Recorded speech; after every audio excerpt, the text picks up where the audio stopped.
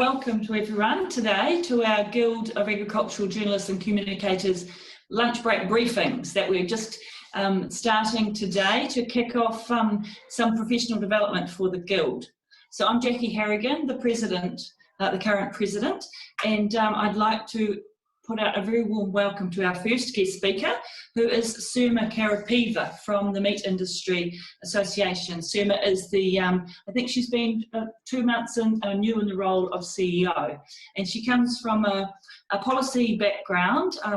You'll be able to see from her bio that she's been worked with Ministry of Economic Development and the Ministry of Primary Industries in all sorts of trade policy areas. So we're really looking forward to her giving us a bit of an overview of the MIA, some of the challenges in the market and the sector, and also a little bit about the challenges through the COVID pandemic.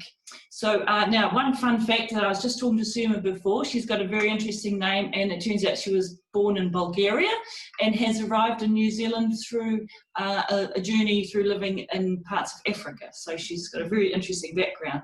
So Sirma, welcome, and the floor is yours. One thing, we're going to ask for questions through the chat function when she's given her address, and then we'll sort of facilitate them and get her to talk to the answers. So thanks, Sirma. The floor's yours. Oh, great. Well, look, thank you very much for this opportunity, and certainly it's a real pleasure and an honor to be your first guest speaker for this series of briefings or webinars. This is my first webinar that I'm doing by this new media of Zoom and online platforms. So hopefully the technology holds out and there's no disruptions.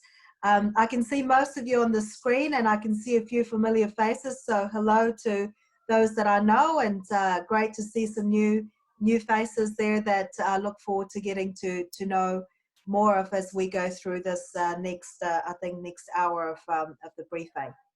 So basically what I propose to do, and hopefully this is in line what you had in mind for your first session here, is I want to give you a bit of an overview of the red meat sector, and I think some of you might be familiar with that and some of you might not. So for the interest of bringing everyone up to speed, I think that's a good place to start. And then I want to speak a little bit about my vision for the sector, my vision for the role of the MIA in supporting the sector to grow and continue to be successful, particularly in today's challenging times. And then I want to spend a little bit of time touching on some of the challenges and the opportunities that we've been dealing with in the last wee while, and how that has been fast-tracked or highlighted further with the COVID-19 crisis that we all in the midst of at the moment. So to kick off with, this is, the red meat sector, sheep and beef exports from New Zealand. It is the second largest goods exporter after dairy, so a significant player in New Zealand's export landscape and a significant contributor to earning those critical export dollars for the New Zealand economy. We, as a country, are very efficient producers of animals and of meat, but we do have, as you know, a very small domestic population. So we export over 90% of what we produce, and we export that product to over 120 countries around the world. As a meat processing industry, we are the largest manufacturing industry in New Zealand, and we employ about 25,000 people, predominantly in the regions where perhaps meat processors are one of, if not the largest single employer in some of those small communities for all New Zealand. If you take that number across the sector and include behind the farm gate, we actually support thousands of Kiwis in their livelihood and their day-to-day living, and we account for something like 92,000 jobs across New Zealand. So it's a significant number of people that either work directly or are associated with the sector, draw an income from the sector, both on both sides of the farm gate. And I think this is sometimes a point that might be missed by some, that we do play a very important part in both the economic development and the economic stability of New Zealand, but equally so in the social fibre of our rural communities. And it's something that we're very mindful of and very focused on continuing to ensure that that role is continued, and that we can continue to support the communities in being vibrant and ongoing. In terms of our export earnings that I mentioned before, the latest stats they came out yesterday, we have now reached $9.3 billion for the last 12 months, which is a significant increase from the previous year, and particularly so given the challenges that we faced in the last couple of months. I think it just highlights that the sector as a whole is in a strong position, and the business strategies and models that are in play from our member companies are really coming to bear in terms of continuing that export strength and being able to service the markets and draw down those export earnings into New Zealand. Another interesting fact that some of you may be aware of, and it's somewhat unique for New Zealand, I would say, is that over 90% of our animals are processed in the halal manner. And this is quite unusual for a small country that is not, predominantly a Muslim country. But we do take this very seriously because it is one of our points of difference. And in fact, it is reflected in the fact that nearly 50% of our total exports are halal certified. This was a particular strategy that was employed by the industry some time ago to really differentiate themselves from their competitors in the global market, by putting in place, working with government, working with MBIE to put in place a regulatory framework to govern halal processing and halal certification, so that as we export our products around the world, we can tap into a wider range of consumer needs and consumer demands, both in Muslim countries and in countries where there are large Muslim communities that are looking for that credible, authentic halal product. So, it is a little bit unique for us, but it's also, as I said, a point of difference and something that our companies work very hard to preserve and to comply with. And halal is a good little earner.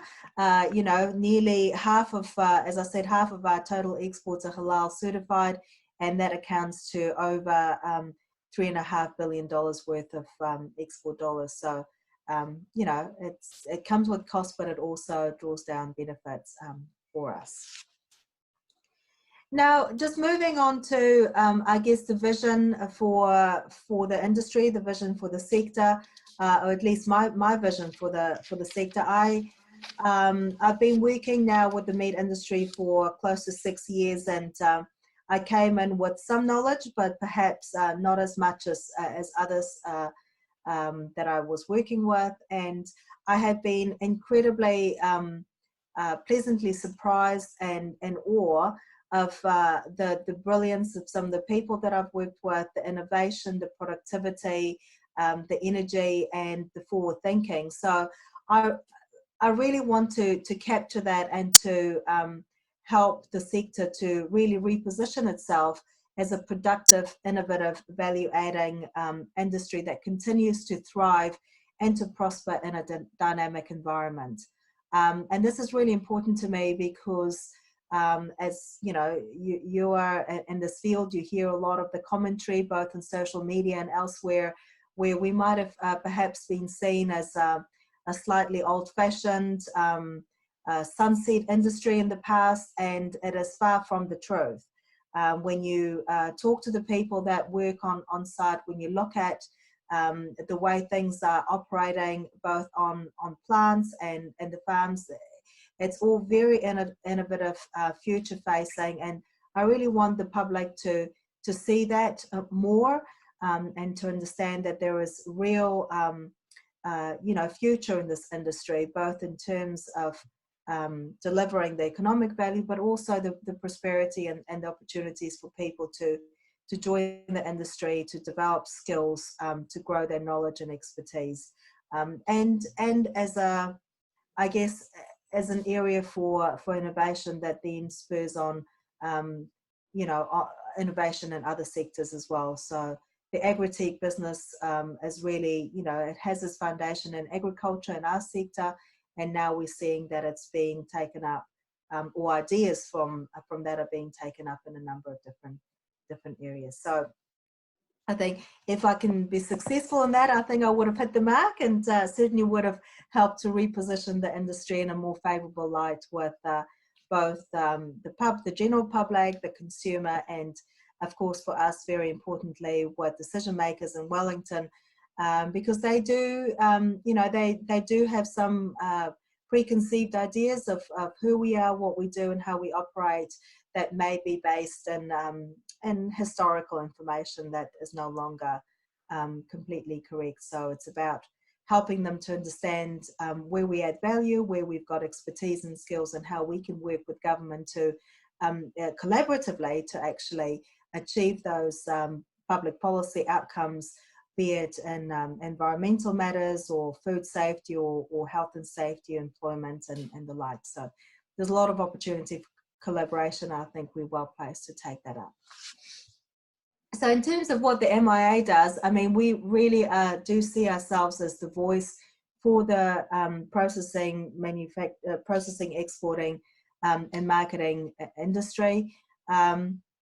We play a very, a very fine balance between working with companies, working with governments, and being the voice in the middle, trying to find that middle ground where commercial imperatives can be delivered on in a open environment, and at the same time we can comply with government policy, and government policy is actually developed in a way that is outcomes based and doesn't impede the flexibility and the innovation that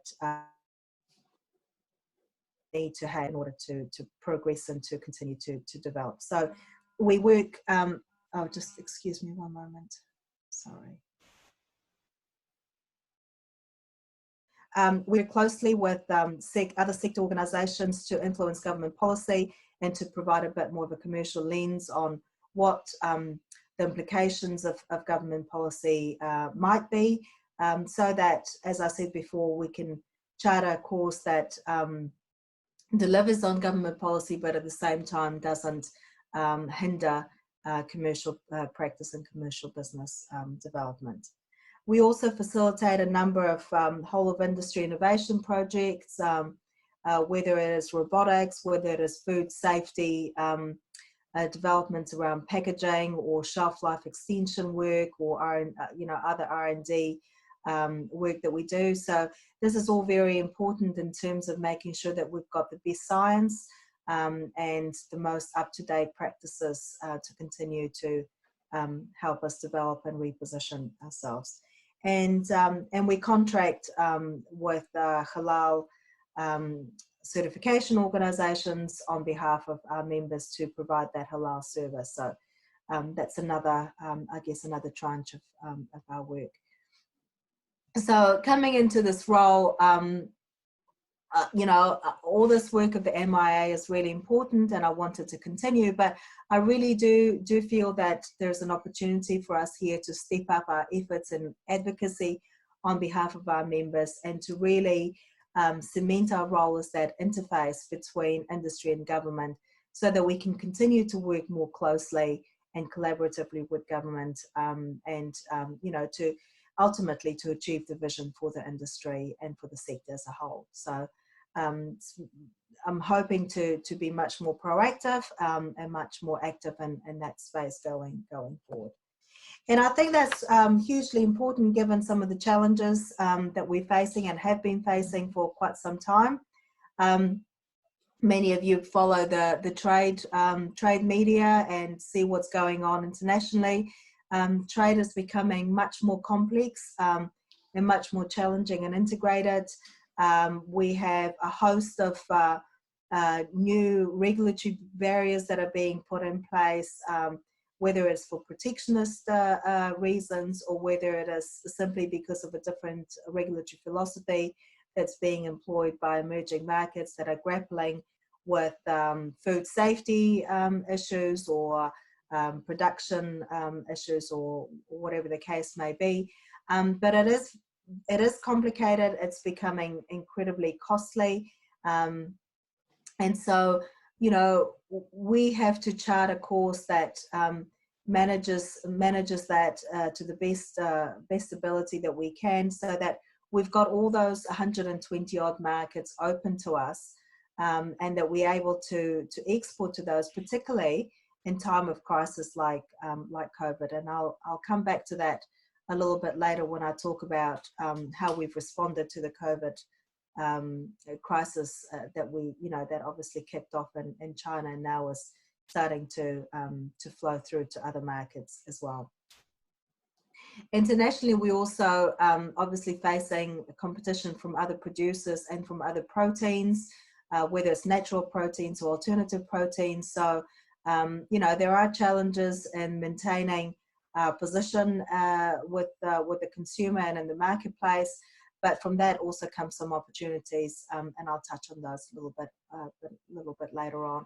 And then the final sort of big cluster of challenges that we've been grappling with, it's more domestically about the competition for land use and the declining stock numbers. We've seen that previously with land conversion into dairy farming, and now looking forward, you'll be aware of the debate that's going on around forestry and the plantation of forests and pines on productive sheep and beef land, and what that might mean for our sector. So these are issues that are not new to us, but the environment, I guess, has heightened their importance and the need for us to be much more proactive and much more focused on addressing these more quickly than perhaps might have been the case in the past.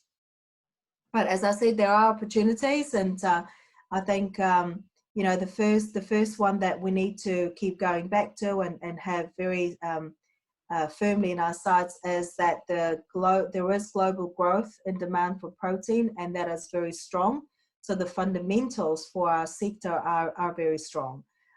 People are looking for good quality protein. When we look at markets in the East, Asia, for example, we have large growing middle class populations that are looking for that quality protein that is safe, that is produced in a safe, scientific way, that addresses the food safety issues that they might have been grappling with within their own markets, and potentially that is seen as a bit of a premium compared to what they might source from other markets. So that's something really positive for us, and we shouldn't shy away from positioning ourselves to meeting those consumer demands, and positioning ourselves as a safe, high quality premium product in a very competitive marketplace. The quality of our product obviously is very high, and partly it's due to really good farming practices and also processing practices throughout the supply chain. But equally, the robust regulatory framework that we have around that product is really world-class, and it's recognized as world-class, and it's something that we need to leverage off as we look to reposition ourselves and to place ourselves in a much more favorable place in the global marketplace. And we can create value through the supply chain, whether it's with provenance stories or whether it is because of the uniqueness and the innovation that we introduce into our business models. But again, it is something that we need to talk up a little bit more, as my personal view, perhaps not not a company view, but certainly my personal view. We're good at what we do, and we shouldn't shy away from saying that in a slightly stronger manner going forward. And of course, you know, we've had excellent successes in improvements of productivity, and again, that is something that we have done very well. And often it's missed in the commentary, and it does link back to the point around innovation and the fact that we are using innovation-based science and R&D to grow our sector and to really add value to it throughout the supply chain. So these are all opportunities that I see where we've got a very strong foundation, and we just need to be a bit more forward in talking about those, and not being so shy, and I guess flying our flag to a certain extent. So in terms of COVID, I think COVID has been you know, really testing from a number of areas, but also a great opportunity to showcase the strength of the sector, the resilience and the agility of the industry to respond to these challenges, and to continue to operate under very tough circumstances. So we've seen quite a bit of market disruption. You've been following what's been going on in China. In February, we saw a significant decrease in our exports to China because the China market obviously was shut to a certain extent, both at ports and then also through the distribution channels. The food service channel was pretty much shut down. People were staying at home. They weren't celebrating as much as they would have normally celebrated around the Chinese lunar, the Chinese New Year, the Lunar New Year.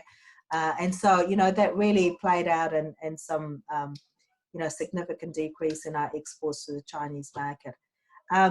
So if we were, you know, solely reliant on that, I would have said that would have been disastrous. But you know, the bright light in all this is that we've got, you know, very strong market diversification strategies in play, and our companies were able to pivot very quickly to other markets to divert China-bound product to the likes of Malaysia, the Middle East, the UK for sheep meat, for example, Taiwan for beef, the US for beef, and the like. So, you know, what we saw in terms of the drop in export to China, we certainly made up for it in an increase in export to other markets. And, you know, that's a real, I guess, real testament to the ability of our companies to work their networks and their customer relationships very quickly, and to repurpose and reposition the product from one market to another, and even from one market segment into another. And so we've seen, you know, as I said, the food service segment was significantly impacted, and, you know, the feedback that I'm getting from companies is that they've put a lot of effort into repurposing product that was destined for the food service market into retail ready packs, and for the online retail channels as well. So a little bit of investment was obviously necessary to make that shift, but it also adds to that, I guess, diversification of product and the ability to balance different market channels and different I guess, product offerings to continue to maximize the value of the raw material that companies work with.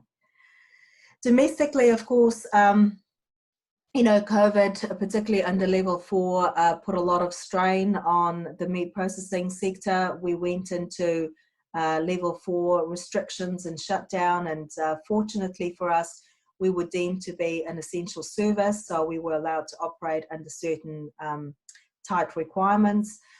So, you know, we took that very seriously, and companies and the MIA, together we worked very, very quickly to put in place a level 4 processing protocol, which set out very clear rules around testing, not testing, but I guess health screening, tracking and tracing, physical distancing, to maintain, you know, worker safety, both on site as well as when they go back to their families and their communities, to make sure that the spread of the virus is contained and not exacerbated while we're still continuing to operate. So, you know, that was pretty difficult because it required companies to reconfigure much of their production, typical production systems, and we saw a decrease in capacity throughput. I think for sheep meat it was about 50% drop, and for beef it was about a 30% drop.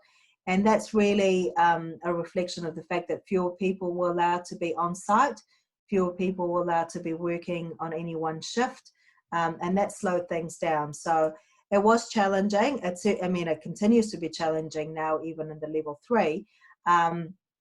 But having said that, I think companies embrace that very well, and they looked for every opportunity to manage their capacity and increase it wherever possible, while still maintaining those safety parameters to keep their workforce safe. So we saw a number of companies working additional shifts or running additional shifts, running night shifts or weekend shifts, working on public holidays. I think there was a number of companies that worked over the Easter weekend and the Anzac public holiday.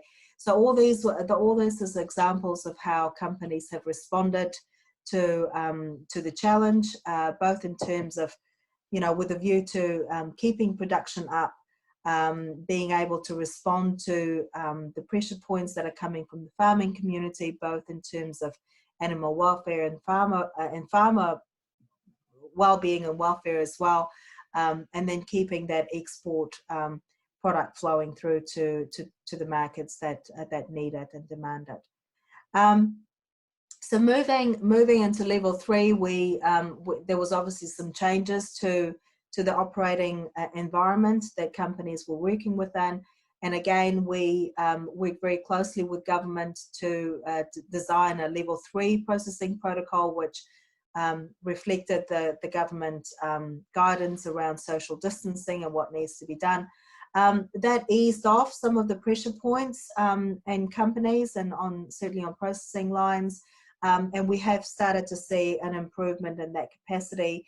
Some of the companies I'm hearing are nearly at 100%, but again, that's a mix between longer shifts, overtime, additional shifts, as well as keeping that 1 to 2 meter physical distancing. So I think that, you know, companies are certainly focused on doing the best that they can, but it does come with some costs, some additional operating costs on their part, and some, you know, clever thinking about how to reconfigure their work lines so that they can continue to operate.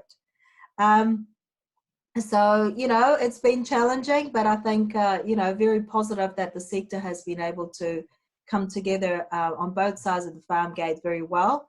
And for me personally, that's a real plus, because it showcases that particularly in times of crisis, we can come together around a common goal, and we can work very collaboratively and cooperatively to continue supporting the sector to you know, continue delivering on what it's really set out to do, and you know, operating in very dynamic environments.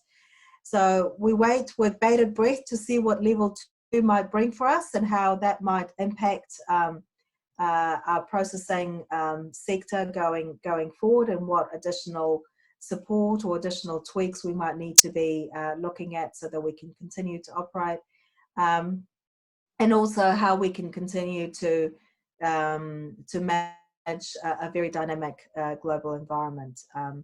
You know, you would have seen the March statistics. We were very fortunate that we managed to hit that $1 billion mark, which, as I said, is a great testament to the hard work of our companies and to the agility and you know, strategies that they have in place.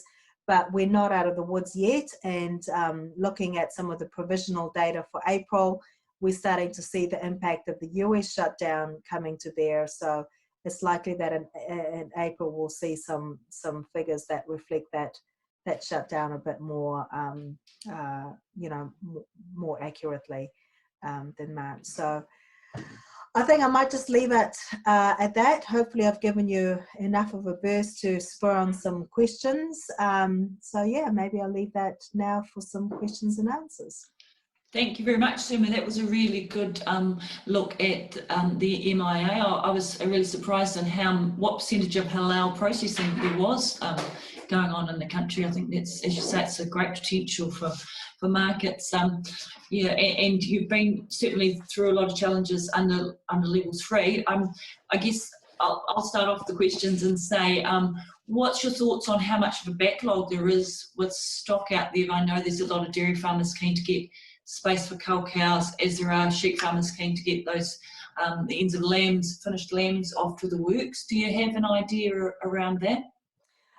Look, we've been doing a lot of work and a lot of forecasting with our colleagues in beef and lamb to try and address exactly that that question.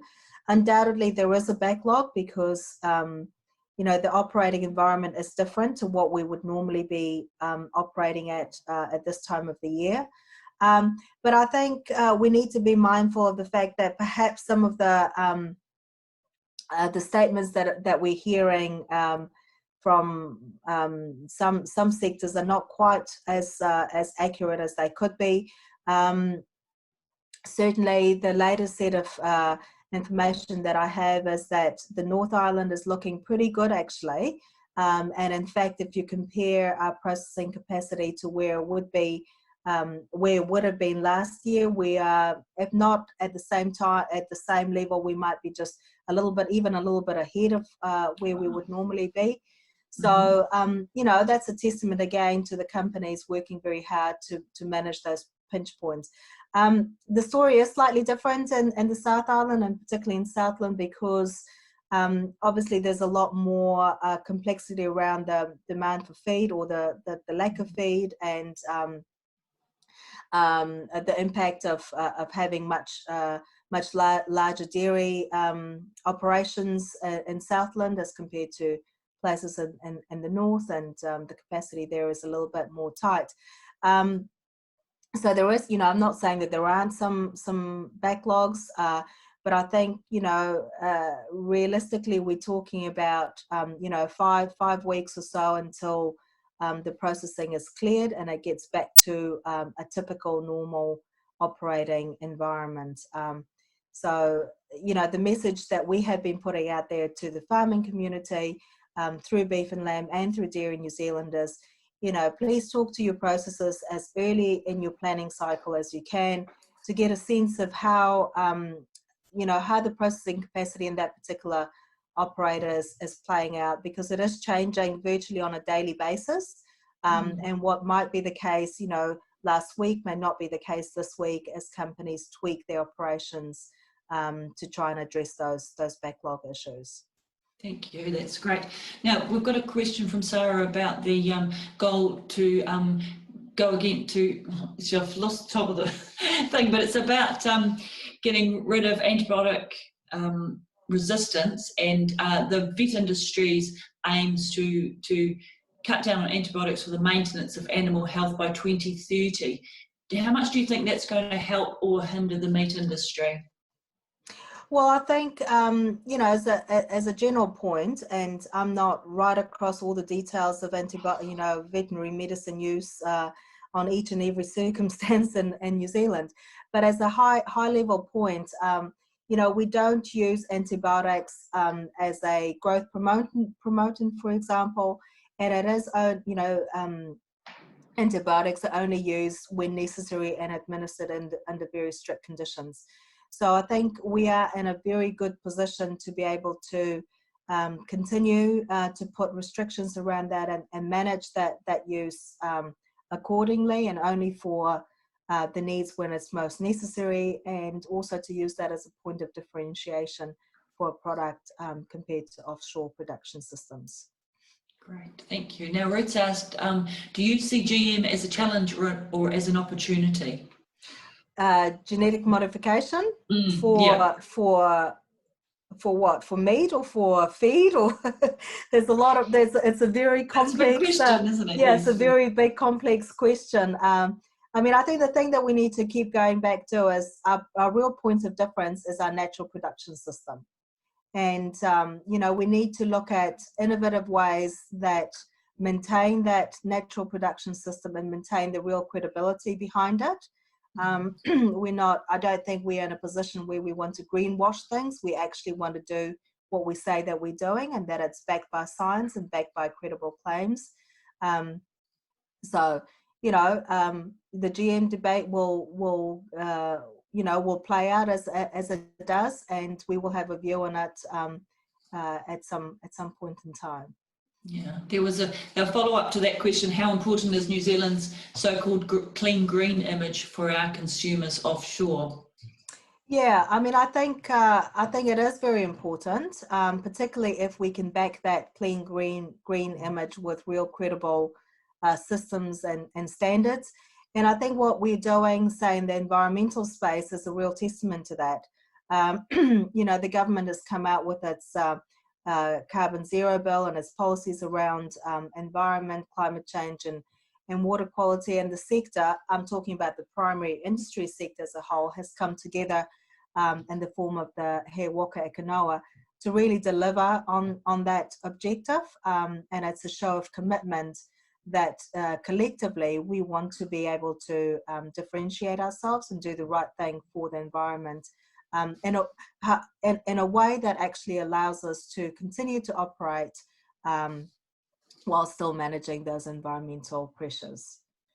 Great, thank you. Now, we've got one last one from Ruth. Thanks, Ruth. How involved was the government in assisting with the pivot to alternative export markets? Well, I think the government was involved a long time ago, because it's always been one of our strategies to have market diversification, and we work very closely with the Ministry for Primary Industries to ensure that all those 120 odd markets are open and continue to be open for us. We go through an annual process of priorities and looking at what are the regulatory burdens or the regulatory barriers that we face in various markets, and what can whether you know, what can government, whether it's MBIE or Foreign Affairs, help to address and to remove some of those barriers. So I think that we're instrumental in laying the foundation, but in terms of actually pivoting from China to those other markets, that was very much in the hands of the companies themselves and in the hands of their commercial relationships with their customers and all those different markets, and being able to work those relationships very quickly, because they have established trust and you know, a good reputation for delivering good quality product on time and in the right format to meet the demand of those customers in those markets. Thank you. Now, another question. The meat companies have adjusted their operations to cater for retail and online channels during lockdown here in New Zealand. What's your feeling about the new normal for e-commerce in this sector? Is it something that might and should continue in the future? Well, I mean, e-commerce is you know, it's a very, how can I say, it's potentially a new form of a new market channel for fresh product and fresh meat in particular. And New Zealand is probably a lot more manageable because we've got shorter supply and distribution chains. We have the credibility of the cold storage and the cool chain. We know that product can be sent from a processing plant to the consumer directly, and it can arrive in the right, you know, in the right temperature and the right, you know, safety parameters. It's a little bit more complicated internationally, particularly in countries where, you know, the cold chain or the cool chain is perhaps not as robust as it needs to be, particularly for chilled product. But it is an opportunity, and it's certainly now becoming more of a reality for many of the companies as they look at diversifying their operations into a wider range of channels to manage, you know, risks like COVID-19. Great. Now, I've just thought of one. Is there a lot of capacity in the industry, the processing industry, to take on new staff as we see other industries shed staff under the economic fallout? I know there were a lot of migrants come in maybe a year or two ago to go into those meat processing plants? Is there, what's the sort of the feeling at the moment? Yeah, I mean, that's a really good question.